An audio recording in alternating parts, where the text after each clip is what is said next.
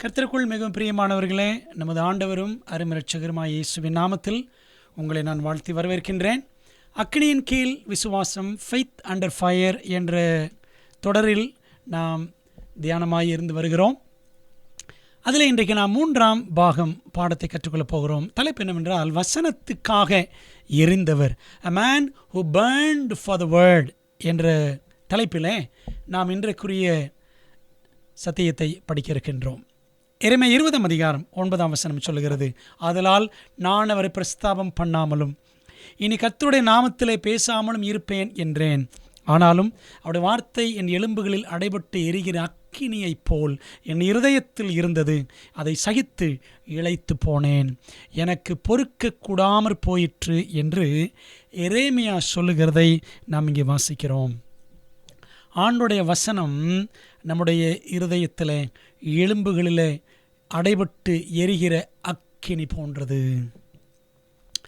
தேவ வசனத்தை மக்களின் மொழியில் கொண்டு செல்ல வேண்டும் என்று ஜான் விக்லிஃபின் உள்ளம் எரிந்தது, எரேமியா உள்ளத்தை போல. அதுபோல தேவ வசனத்தை மக்களுக்கு சொன்னதற்காக உயிருடன் எரிக்கப்பட்டவர் பொஹீமியாவின் ஜான் ஹஸ் ஆவார். பொஹீமியா அப்படின்னா இப்போ செக்கோஸ்லோவாக்கியான்னு சொல்கிறாங்க பார்த்தீங்களா, அந்த நாடு தான். ஏழையாய் பிறந்தவர், வாழ்நாள் முழுவதும் ஏழ்மையாகவே இருக்க வேண்டும் என்பதில்லை. ஏழ்மை ஒருவனை அறியாமை இருளில் பூட்டி வைத்து விடுவதும் இல்லை. வறுமையை வென்று, வசனத்தில் நின்று, வசனத்தால் வென்று வல்லமையாக சாதனை படைத்து நல்ல தேவனுக்கு ஒரு வல்ல சாட்சியாக விளங்கின அந்த தேவ மனிதனை பற்றி ஜெபத்துடன் கற்போமா? ஜெபிக்கலாம். நல்ல ஆண்டவரே, ஏழையாய் பிறந்த மனிதன், ஏழை குடும்பத்தில் பிறந்த மனிதன் ஜான் ஹஸ். ஆனாலும் அவர் அறியாமை இருளில், அசத்தி இருளில் இருந்து விடாதபடி தேவன் அவருக்கு சத்திய வெளிச்சத்தை கொடுத்து சாட்சியாக உமக்கென்று அவரை வாழவும் மடியவும் செய்தீர். ஆண்டவரே, அவரை குறித்த வாழ்க்கை பாடம் இந்த நாளில் எங்களுக்கு மிக பிரயோஜனமாய் இருக்கும் விதத்தில் நாங்கள் கற்றுக்கொள்ள கர்த்தருடைய ஆவியானவர் எங்களோடு பேசும். நாங்கள் கேட்கிறோம், நீர் பெருக வேண்டும், நாங்கள் சிறுக வேண்டும். இயேசுவின் மூலம் ஜெபிக்கிறோம் நல்ல பிதாவே, ஆமென். பிரியமானவர்களே, ஏழை குடும்பத்தில் பிறந்தவர்தான் ஜான் ஹஸ்.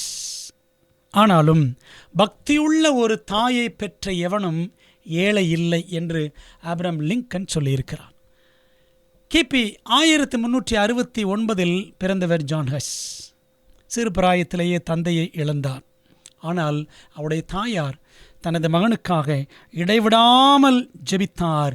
உருகி ஜெபித்து உருவாக்கின தாய் அவருடைய தாய். அந்த தாய் சிறு வயது முதலே வேதாகமத்தின் நித்திய கொள்கைகளை மகனுக்கு போதித்தார். தனது மகன் தேவனை அறியவும், வசனங்களுக்கு இசைவாக வாழவும், நல்ல கல்வியை பெறவும் வேண்டுமென்று அவர் விரும்பினார்.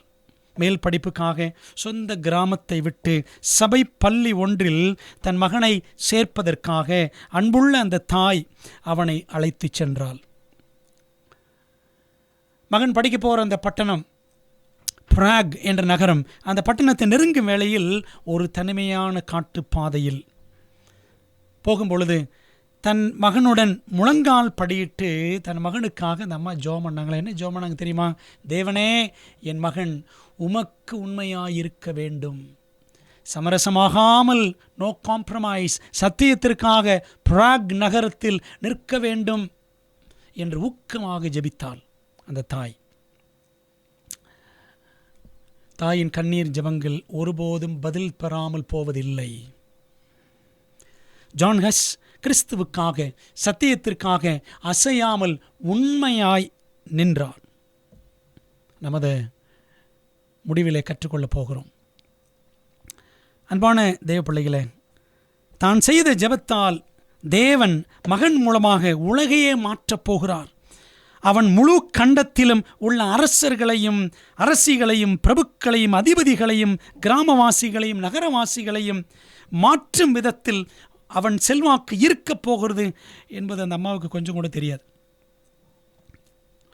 கத்தோலிக்கனாய் பிறந்து கத்தோலிக்க கலாசாலையில் பயின்ற ஹஸ் ஆசிரியர்கள் தந்த அற்பமான அத்தனை வேலைகளையும் பாடல் பாடிக்கொண்டே மகிழ்ச்சியுடன் செய்தார். அவர் செய்த எந்த செயலிலும் உற்சாகமும் முழுமையும் காணப்பட்டது. வெகு சீக்கிரத்தில் மிகச்சிறந்த மாணவனாக, அறிவு படைத்த நிபுணனாக தன்னை விளங்க பண்ணினார் ஜான் ஹஸ். காலப்போக்கில் ஐரோப்பாவின் மிகவும் மதிப்புக்குரிய பிராக் நகர பல்கலைக்கழகத்தின் உதவி பெறும் மாணவனாகச் சேர்ந்து மிகவும் சிறப்பாக கல்வி பெற்று 27 வயதில் 3000 மாணவர்களில் முதன்மை மாணவனாக முன்னேறி தனது படிப்பை முடித்தார். பின்னர் அதே பல்கலைக்கழகத்தில் விரிவுரையாளராகவும் லெக்சரராகவும் பணியில் சேர்ந்தார். பார்த்தீங்களா, ஒரு ஏழை மாணவனாக சேர்றாரு, முதன்மை மாணவன் ஆகினார், அதே பல்கலைக்கழகத்தில் லெக்சரராகவும் உயர்ந்தார். எவ்வளோ பெரிய ஆசீர்வாதம்! அங்கு நடந்த நிகழ்வுகள், அந்த நிகழ்வுகள்தான் அவன் வாழ்வையும் உலகத்தையும் மாற்றி போட்டது. அவர் அங்கே இருந்த நாட்களில், பல்கலைக்கழகத்தில் லெக்சரராக பணியாற்றிய நாட்களில் வார்த்தையால் எழுப்புதல் உண்டாயிற்று. ஒரு சமயம் ஜான் ஹஸ் பல்கலைக்கழகத்தின் நூலகத்தில் புத்தகங்களில் மூழ்கியிருந்த சமயம் ஆங்கிலேய சீர்திருத்தவாதியான ஜான் விக்லிஃபின் எழுத்துக்களை கண்டுபிடித்தார். ஜான் விக்லிஃபோட புஸ்தகங்களை பார்க்குறார். அதில் வேதாகமத்தின் மகிமை, அதன் அதிகாரம், வேதாகமத்தின் அதிகாரம், கிறிஸ்துவின் மையத்துவம், கிறிஸ்துவின் முக்கியத்துவம் ஆகியவற்றை விக்லிஃப் வலியுறுத்தி எழுதியிருந்த விதம் ஹஸ்ஸின் உள்ளத்தில் ஒரு பெரிய தாக்கத்தை ஏற்படுத்தியது. அது முதல் அதிக ஊக்கத்துடனே வேதாகமத்தை அவர் ஆராய ஆரம்பித்தார். பல மணி நேரங்கள் வேத வாக்கியங்களை ஆய்வு செய்ததின் விளைவாக பொஹீமியாவின் திருச்சபையில் ஆவிக்குரிய எழுப்புதலும் நிச்சயமான சீர்திருத்தமும் தேவை என்பதை உணர்ந்தார். அவர் உணர்றார், பைபிளில் இப்படி படிக்கிறோமே, நம்ம சபைகளில் இதன் மூலமாக எழுப்புதல் வர வேண்டும் என்று நினைத்தார். குருவானவர் படிப்பை முடித்து, பாஸ்டர் படிப்பை முடித்து பட்டம் பெற்று சில ஆண்டுகள் கழித்து பிராக் நகர பெத்லகேம் சாப்பல், பெத்லகேம் தேவாலயத்தின் போதகராக ஜான் ஹஸ் நியமிக்கப்பட்டார். மக்களின் மொழியில் வேதாகமத்திலிருந்து பிரசங்கிப்பதே அந்த தேவாலயத்து ஸ்தாபகர்களின் தரிசனமாக இருந்தது. அந்த சபையை ஆரம்பித்தவங்க மக்கள் புரிஞ்சுக்கிற மொழியில் சத்தியத்தை பேசணும்னு ஒரு பாரம் கொண்டு அந்த சபையை உருவாக்கினார்கள்.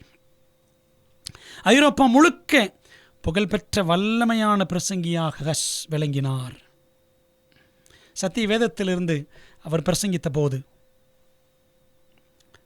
கத்தோலிக்க சபையின் கொள்கைகள் அத்துடன் ஒத்து போகவில்லை. பைபிள்லேருந்து பேசுகிறாரு, அவர் பேச பேச பார்த்தீங்கன்னா கத்தோலிக்கத்தில் இருக்கிற தவறுகள் எல்லாம் தெரிகிறது. அது ஐரோப்பாவில் சபைகளெங்கிலும் அதிர்ச்சி அலைகளை உண்டு பண்ணியது. அவர் பேச பேச கத்தோலிக்க மாற்றம் காண ஆரம்பித்தது. வேதாகம அதிகாரத்தின் அடிப்படையில் மாத்திரம் திருச்சபையின் சக விசுவாசிகள் தங்கள் வாழ்வில் சீர்திருத்தத்தை ஏற்படுத்த வேண்டும் என்று அவர் தைரியமாய் அழைப்பு விடுத்தார். இந்த பைபிள் அடிப்படையில் உங்கள் வாழ்க்கையில் சீர்திருத்தம் உண்டாக வேண்டும் என்று அவர் சொன்னார். குருமார்கள் வழியாக பேசும் திருச்சபை அல்ல, வேதாகமம் வழியாக பேசும் தேவனே தவறிழையாத வழிகாட்டி என்றும் வேதாகமமே நமது மனசாட்சியை ஆள வேண்டும் என்பதில் ஜான் ஹஸ் திட்டவட்டமாக இருந்தார். அவரது விசுவாசம் மாறும் தன்மை கொண்ட திருச்சபை தலைவர்களின் மானிட அபிப்பிராயங்களிலோ திருச்சபை கட்டமைப்பின் பாரம்பரியங்களிலோ அல்ல, மாறாக தேவனின் வார்த்தையில் நங்கூரம் கொண்டிருந்தது. சுருக்கமாக சொன்னால் அவர் சர்ச்செல்லாம் நம்பலைங்க. திருச்சபையின் குருமார்களை, தலைவர்களை அவர் நம்பலை, வேதாகமத்தை நம்பினார். வேதாகமமே அவரது வாழ்வுக்கும் ஊழியத்துக்கும் உயரிய வழிகாட்டியாய் திகழ்ந்தது. அப்படி வேதத்தை படிக்கும் பொழுது அவர் வாழ்க்கையில் விடுதலையை உணர ஆரம்பித்தார். சத்தியத்தால் விடுதலை. யோவான் சுவிசேஷத்தில் கிறிஸ்து சொன்ன வார்த்தைகள், யோவான் 8:32 படிக்கிறோம்ல, சத்தியத்தையும் அறிவீர்கள், சத்தியம் உங்களை விடுதலையாக்கும் என்ற அந்த வார்த்தைகள் ஹஸ்ஸின் உள்ளத்தில் பெரும் பாதிப்பை ஏற்படுத்தியது. குற்ற உணர்விலிருந்தும் தீய பழக்கங்களிலிருந்தும் பாவ அடிமைத்தனத்திலிருந்தும் சத்தியம் நம்மை விடுதலையாக்கும்.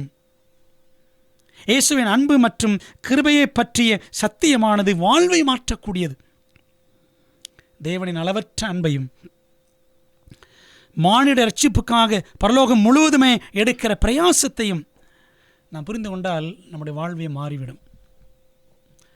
அப்போ அந்த தேவன் எப்படிப்பட்ட தேவன்? What a god we serve. அந்த தேவன் எப்படிப்பட்டவர் என்பதை நாம் புரிந்து கொள்ள வேண்டும். அப்படிப்பட்ட வெளிச்சத்தை தான் ஆண்டவர் ஜான் ஹஸ்ஸுக்கு கொடுத்தார். நமது ரட்சிப்புக்காக முதல் அடி எடுத்து வைத்தவர் தேவனே ஆவார். ஆதாம் ஏவாள் பாவம் செய்த போது பூமி அழியட்டும் என்று தேவன் அதை விட்டுவிடவில்லை, அல்லது அதை ஒழித்துவிட்டு, இந்த பாவ பூமியை ஒழித்துவிட்டு புதிய உலகம் படைப்போம் என்றும் தேவன் நினைக்கவில்லை. முதல் பெற்றோரை தேவன் அழித்து விடாமல் அவர்களை மீண்டும் அரவணைத்து கொள்ள அவர் தோட்டத்துக்கு வந்தார். அவர் தாமே தேடி வந்தார். ஆதாம் ஏவாள் சிருஷ்டிகளிடமிருந்து ஓடினர், ஆண்டவர் விட்டு ஓடினாங்க. அவரோ அவர்களிடம் ஓடி வந்தார். அவர்கள் அவரிடமிருந்து ஒளிந்து கொண்டனர். அவரோ அவர்களை தேடினார், அவர்களை கண்டுபிடிக்கும் வரை தேடினார். இந்த தேவன் தாங்க நம்முடைய தேவன். நாம் ஆராதிக்கின்ற தேவன் நம்மை தேடுகின்ற தேவன். காணாமல் போன ஒரு ஆட்டை தேடின ஆத்ம பாரம் உள்ள மெய்ப்பன் அவரே. காணாமல் போன வெள்ளிக்காசை தேடின அக்கறை உள்ள ஸ்திரீயும் அவரே. தனியே விட்டுவிட்டு தவிக்க விட்டுவிட்டு பிரிந்து போன இளையகுமாரனுக்காக ஆவலுடன் காத்திருந்த அன்பு தகப்பனும் அவரே. இது எல்லாமே லூக்கா 15 அதிகாரத்தில் பார்க்குறோம். காணாமல் போன ஆடு, தேடின மெய்ப்பன், காணாமல் போன காசு, தேடி கண்டெடுத்த ஸ்திரீ, பிரிந்து போய்விட்ட இளைய மகன், அவனுக்காக காத்திருந்த தகப்பன். இந்த மெய்ப்பன், ஸ்திரீ, தகப்பன் எல்லாமே தேவனை குறித்த படங்கள். இப்போ நம்முடைய தேவன் யாருன்னா நம்மை தேடி வருகின்ற தேவன். ஜான் ஹஸ்ஸின் தேவன் எப்படிப்பட்டவர்? ஜான் ஹஸ் தேவனை எப்படி பார்க்க ஆரம்பித்தார் சத்திய வேதாகமத்தின் வழியாக அப்படின்னா, ஜான் ஹஸ் கண்டுபிடித்த தேவன் கடினமான நீதிபதியோ ஆணவமிக்க அரக்கனோ அல்ல. ஏன்னா அந்த காலத்தில், இருண்ட காலத்தில், மிடில் ஏஜஸ், மத்திய காலங்களில் கத்தோலிக்க சபை ஆண்டவர் குறித்து அப்படிப்பட்ட ஒரு படத்தை தான் வைத்திருந்தது. தேவன் கொடூரமானவர், நரகத்தில் போட்டு சித்திரவதை செய்கிறவர், என்றும் எரியும் நரகம், இட்டர்னல் ஹெல் ஃபயர் என்ற உபதேசம் இப்படி தான் கத்தோலிக்கத்தின் வழியாக தான் வந்துச்சு. தேவனை குறித்த ஒரு தவறான படம். பிதா ரொம்ப கொடூரமானவர், இயேசு தான் அன்பானவர் அப்படின்னு ஒரு படத்தை வச்சுருந்தாங்க. ஏன்னா ஜான் ஹஸ் கேத்தலிக் சபையிலேருந்து வந்தவர் தான். அவர் அன்பில்லாத, அவர் அளவில்லாத அன்பின் தேவன் என்பதை ஜான் ஹஸ் வெளிப்பாடாக அவர் பெற்றுக்கொண்டார். வேதாகமத்தின் வழியாக அந்த வெளிப்பாடு அவர் கிடைத்தது. அவர் இருண்ட கால திருச்சபை வெளிப்படுத்தி அச்சுறுத்தும் தேவன் அல்ல, மாறாக பொங்கி வழியும் அன்பினால் நிறைந்த அற்புதமான தேவன் அவர். ஹஸ்ஸின் கற்பனைக்கு எட்டாத விதத்தில் ஆச்சரியமான ஒரு தேவனை வேத வாக்கியங்கள் வெளிக்காட்டியது. இதுவரைக்கும் ஜான் ஹஸ் பார்த்த தேவன் வேற, இப்போ வேதாகமத்தின் வழியாக அவர் பார்க்கிற தேவன் வேற. C.S. லூயிஸ் என்பவர் சொல்லியிருக்கிறார் பாருங்களேன். The hardness of God is kinder than the softness of men, and his compulsion is our liberation. மனிதர்களின் மென்மையை விட தேவனுடைய கடினம் இரக்கமானது, அவருடைய நிர்பந்தம் நமக்கு விடுதலை அப்படின்னு எழுதுகிறார். தேவன் அவ்வளவு இரக்கமானவர், அன்புள்ளவர். தேவனை பற்றி இந்த கண்ணோட்டம் ஐரோப்பாவில் ஜான் ஹஸ் மற்றும் ஆயிரக்கணக்கானவர்களின் வாழ்வில் ஒரு பெரும் புரட்சியை உண்டு பண்ணியது. விடுதலை அளிக்கும் கிறிஸ்துவை அவர்கள் கண்டுகொண்டனர். வேத வாக்கியங்களின் மூலமாக பரிசுத்த ஆவியானவர் பேசின உண்மைகள் ஜான் ஹஸ் மற்றும் அவரது பின்னடியார்களின் விசுவாசத்திற்கு அஸ்திமாரமாய் அமைந்தது. ஜான் விக்லிஃப் பற்றி படித்தோம். ஜான் விக்லிஃபுக்கு அப்புறம் அவருடைய பின்னடியார்கள், அவங்களுக்கு என்ன பேர்னு பார்த்தீங்கன்னா லொல்லார்ட்ஸ் அப்படின்னு சொல்லுவாங்க. லொல்லார்ட்ஸ் அதுபோல் ஜான் ஹஸ்ஸுடைய பின்னடியார்கள் என்ன சொல்லுவாங்கன்னா ஹஸ்ஸைட்ஸ் அப்படின்னு சொல்லுவாங்க. மார்ட்டின் லூத்தர் லூதரன்ஸ் அப்படின்னு சொல்லுவாங்க.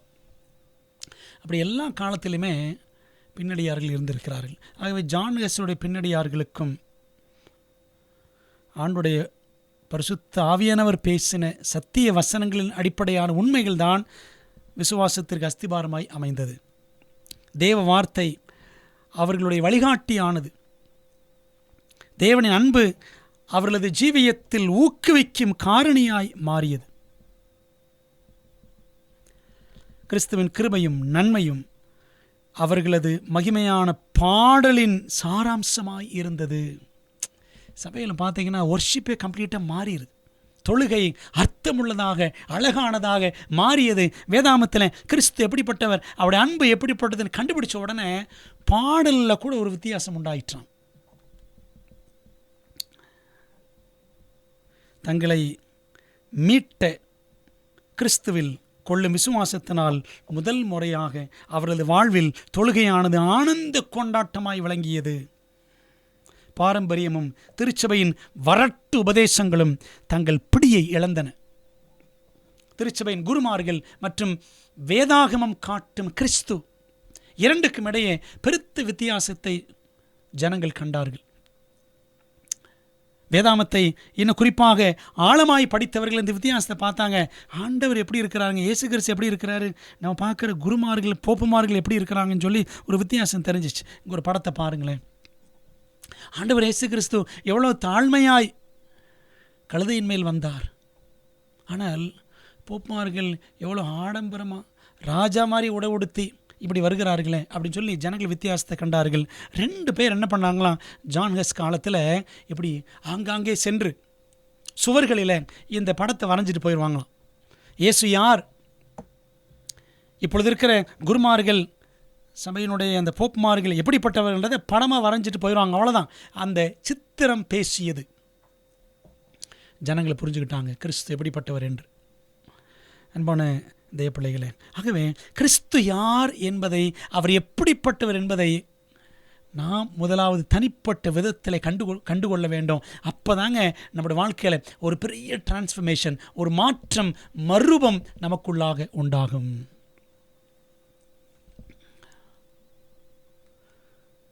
ஜான் ஹஸ் பரிசுத்த வேதாகமத்தில் கண்டுபிடித்த உண்மைகளை பெத்லகேம் தேவாலய மக்களுடன் பயமின்றி பகிர்ந்து கொண்டார்.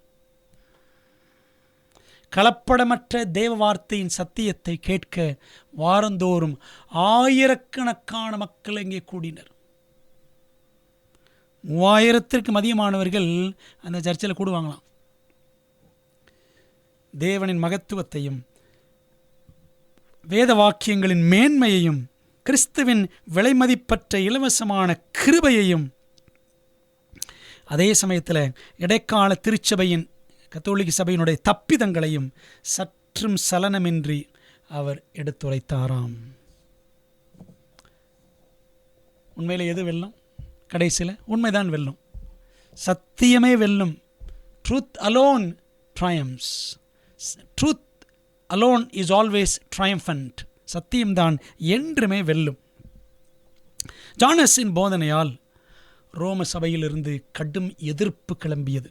ஜான் ஹஸ்ஸுக்கு எதிர்ப்பு வர ஆரம்பிச்சிருச்சு. ஏன்னா இவர் கத்தோலிக்க பாதிரியார், கத்தோலிக்க பல்கலைக்கழகங்களை படிச்சுட்டு வந்தவர், சரிதானே? அங்கே தான் குரு பட்டம் பெற்றவர். இவர் பைபிளை எடுத்துக்கிட்டு இயேசு கிறிஸ்து ரட்சிப்பு விசுவாசம் அப்படி இப்படின்னு பேசினார்னா எதிர்ப்பு வருமா வராதா? எதிர்ப்பு கிளம்பியது. எஜமான் இயேசுவை போல அநியாயமாய் விசாரிக்கப்படவும் அநீதியாய் குற்றம் சாட்டப்படவும் கான்ஸ்டன்ஸ் நகரத்திற்கு வருமாறு அவர் அழைக்கப்பட்டார். ரோம சக்கரவர்த்தி அப்போ யாருன்னா, ஜான் ஹஸ் டைமில் சிகிஸ்மண்ட் என்பவர். சிகிஸ்மண்ட் உண்மையில் அவர் மண்டு தான். எப்படின்னு கேட்குறீங்களா? அவர் என்ன செஞ்சாருன்னா, ஜான் ஹஸ்ஸுக்கு ஒரு அஷ்யூரன்ஸ் நிச்சயம் கொடுத்தாராம். நீங்கள் வாருங்கள், நாங்கள் உங்களை பத்திரமாய் நடத்துவோம், உங்களுக்கு எந்த விதமான பிரச்சனை வராது, சேஃப்டி கண்டக்ட், பத்திரமா உங்களை நடத்துவோம் அப்படின்னு சொன்னாராம்.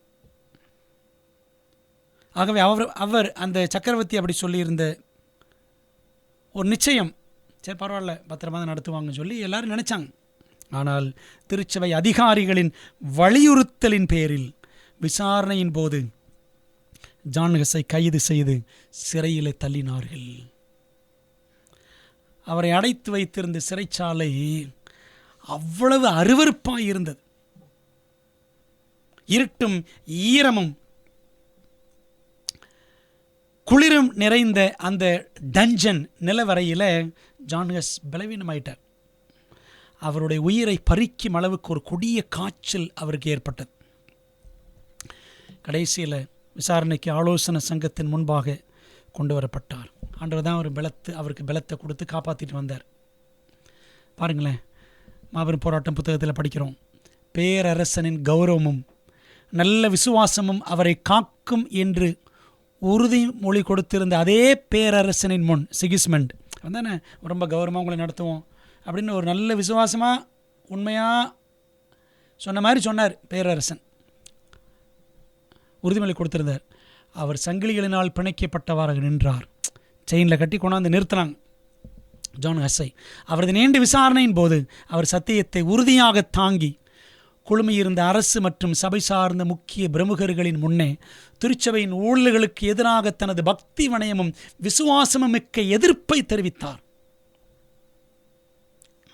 தனது கோட்பாடுகளை மறுத்து அறிக்கை செய்தல் அல்லது மறித்தல் ஆகிய இரண்டில் ஒன்றை தெரிந்து கொள்ளும்படி அவரிடம் கேட்கப்பட்ட போது இரத்த சாட்சியாக முடிவை ஏற்க அவர் ஒப்புக்கொண்டார். என்னென்னா, நிறைய பிரமுகர்கள் அரசாங்கத்திலிருந்து சர்ச்சிலேருந்து எல்லாம் வந்திருக்கிறாங்க, விசாரணை பண்ணுறாங்க. சபையின் ஊழல்களை துணிச்சலாக சொன்னார், பைபிள் சத்தியங்களை உள்ளபடி தெரிவித்தார். கடைசியில் 2 சாய்ஸ் கொடுத்தாங்க. ஒன்று, உன் விசுவாசத்தை மறுதலிக்கிறாயா அல்லது மறிக்கிறாயா? 2ல் ஏதாவது ஒன்று சொல்லிட்டாரா, நான் சாகுறேன் அப்படின்ட்டார். இரத்த சாட்சியாக மறிக்க நான் தயார் என்று ஜான் ஹஸ் தனது தீர்மானத்தை தெரிவித்தார். விசாரணை என்னும் கடுமையான போராட்டத்தின் வேளையிலே தேவன் அற்புத விதமாக ஜான் ஹஸ்ஸை தாங்கி வழி நடத்தினார். அவரது வாழ்க்கை பணி இன்னும் முடிவுக்கு வரவில்லை. ஏனெனில் அக்காலத்தில் இருந்த முன்னணி அதிபதிகள் மற்றும் திருச்சபையின் தலைவர்களுக்கு முன்னே சத்தியத்திற்காக அவர் சாட்சி பகர வேண்டி இருந்தது. இந்த கொடிய காய்ச்சல் வந்துச்சே, அந்த காய்ச்சலே தேவன் அவரை அழிய விட்டு விடவில்லை. இவருக்கு ஆண்டவர் வேறு ஒரு முடிவுக்கு அவரை வழி நடத்தினார். அது சாட்சியாக விளங்க வேண்டும் என்பதற்காக. ஹஸ் தனது அர்ப்பணிப்பில் உறுதியாய் இருந்தார். தனது தீர்மானத்தில் கடைசி வரை நிலைத்து நின்றார். 2000 ஆண்டுகளுக்கு முன் தனது இருதயத்தில் தீர்மானித்திருந்த தானியேலைப் போல், தானியேல் 1:8 படிக்கிறோம்ல, அந்த மாதிரி உறுதி ஜான் ஹஸ்ஸிடம் காணப்பட்டது. ஹஸ்ஸை மரணத்துக்கு ஒப்பு கொடுத்து பேரரசன் ஆணையிட்டிருந்தாலும் தேவ வார்த்தையின் சத்தியத்தை அவனால் ஒருபோதும் அழிக்க முடியாது. ஜான் ஹஸ் அழிச்சிடலாங்க, சத்தியத்தை அழிக்க முடியாது. அன்பான தேவ பிள்ளைகளே, ஜான் ஹஸ் தனது விசாரணைக்கு முன்பாக பல வாரங்கள் கடுமையாக பாடுபட்டு இருந்தாலும் அவர் மிகுந்த உள்ளான சமாதானம் உடையவராகவே இருந்தார். என்ன சமாதானம்னா, பரலோக சமாதானங்க, ஹெவன்லி பீஸ் அவர் மனசில் இருந்துச்சு. ஜூலை 6, 1415 அவருக்கு 46 வயசாகும் பொழுது ஜான் ஹஸ் கான்ஸ்டன்ஸ் நகர தெருக்களின் வழியாக எரிகம்பம் நோக்கி வழிநடத்தப்பட்டார். அந்த ஜான் ஹஸ்ஸை கூட்டிகிட்டு போகும்பொழுது பார்த்தீங்கன்னா மக்கள் அப்படி கூட்டமாக திரளாக நின்று அவரை பார்த்தார்கள். அவரது கைகளை பத்திரமாக ஒரு கம்பத்துடன் சேர்த்து பின்புறத்தில் கட்டி வைத்திருந்தார்கள். அவர் எங்கே நிறுத்தினாங்கன்னா, உலர்ந்த விறகு குவியல்களின் மேல் அவர் நிறுத்தப்பட்டு இருந்தார். விறகட்டை, நல்ல காஞ்ச விறகட்டர்கள் எல்லாத்தையும் மேடை மாதிரி அமைச்சு அது மேலே அவரை நிறுத்தி இருந்தார்கள். அவருக்கு கீழ் இருந்த அந்த சிதையில் இந்த விறகெல்லாம் வச்சுருப்பாங்கள்ல, அதில் தீ மூட்டிய போது அவர் என்ன செய்தார் தெரியுமா? அவர் பாட்டு பாடினாராம். இயேசுவே, தாவீதின் குமாரனே, எனக்கு இரங்கும் என்று ஜான் ஹஸ் பாடல் பாடத் தொடங்கினார். அவர் முகத்தில் எப்படிப்பட்ட சந்தோஷத்தை எல்லாரும் பார்த்தாங்கன்னா, சரித்திரம் சொல்லுது, திருமண வீட்டிற்கு செல்லும் சந்தோஷம் அவரது முகத்தில் காணப்பட்டது. ஒரு கல்யாண வீட்டுக்கு போகிறோம்னா எப்படிங்க போவோம்? சந்தோஷமாக போவோம். இல்லை கல்யாண வீட்டுக்கு யாராவது சோகமாக சொங்கி மாதிரி போவோமா? போக மாட்டோம், உற்சாகமாக போவோம். அப்படி இருந்துச்சான் ஜான் வெஸ்ஸோடைய முகம். பாட்டு பாடிக்கிட்டே அவர் எரிகம்பத்தில் கட்டப்பட்ட நிலையில் எரிக்கப்பட்டார். அன்பான தேவ பிள்ளைகளே, அவர் நன்றாய் வாழ்ந்தார், நன்றாய் மரித்தார். ஜான் வெஸ் மற்றும் ஏராளமான இரத்த சாட்சிகளிடம் மரணத்தை மதியாத விசுவாசம் காணப்பட்டதே. எப்படி? மரணத்தை அவங்க மதிக்கவே இல்லை, ஒரு பொருட்டாக கூட மதிக்கலை. இதுக்கு என்ன காரணம்? இந்த ரகசியம் என்ன காரணம்? அவரது இரட்சகர் கல்லறையை வென்றிருந்ததே ஆகும். மரணத்தை கிறிஸ்து ஜெயித்தார். மரணம் ஒரு தோற்கடிக்கப்பட்ட சத்துரு. அன்பானவர்களே, ஆண்டவருடைய பிள்ளைகள் மரித்தாலும் பிழைப்பார்கள். என்னை விசுவாசிக்கிறவன் மரித்தாலும் பிழைப்பான். இந்த மரணத்துக்கு அப்புறம் இன்னொரு வாழ்க்கை காத்திருக்கிறது. ஆண்டவர் முதலாம் உயிர்த்தெழுதலில் தம்முடைய பிள்ளைகளை உயிரோடு எழுப்பி அந்த முடிவில்லாத வாழ்வுக்குள்ளாக அவர்கள் வழிநடத்துவார். அதாங்க மரணத்தை அவர்கள் மதிக்காமல் விசுவாசமாய் நிலைத்து நின்றதற்கான காரணம்.